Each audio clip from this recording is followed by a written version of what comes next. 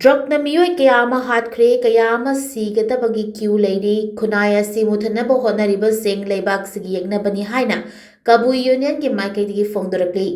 union असि president doctor के हिरा कबुई की माइकैदगी थादोरप चेरोल अमदा ड्रग की मायोक्ता चंगसिलिब मणिपुर पुलिस की मरुइब थौदांग लौरिब अमदी सिविल सोसाइटी स्कुदिंग मपु थागलकली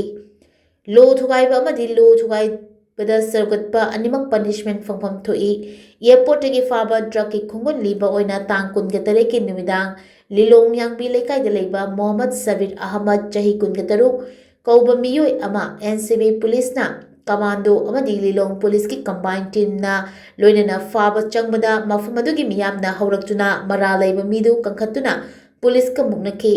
थौदोक असि अहानब नते ममांगदसु कयारक हन थोखरे करिगिदमक्ता ड्रग का मरी लेनब केस पुलिस की मतेंग पांगबगी महुत्ता ड्रग ललोनब सोगतपा असि लोबु सिंगनबनी मखादाना तौदबा अकनब चेराक पिफम थोई सेन ताननब होनबदा खुनाय सिमुथनब होनबदी लानगनी मणिपुर गवर्नमेंट ड्रग ललोलिब खुनसिंग रेड जोन लाउथोक्तुना ड्रग फ्री ओहनब मथौ तारे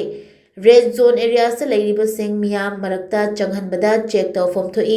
लेकाई लेकाई क्लब्स अमदी मैदा पाइबिसिंग असु लेकाइदा चंगबदा अथिंगब पीबगी मथौ ताबा मतम यौरे मीसिंग यामद्रबा इरमदम सिदा ड्रग न मियोय का मयाई काबा अमा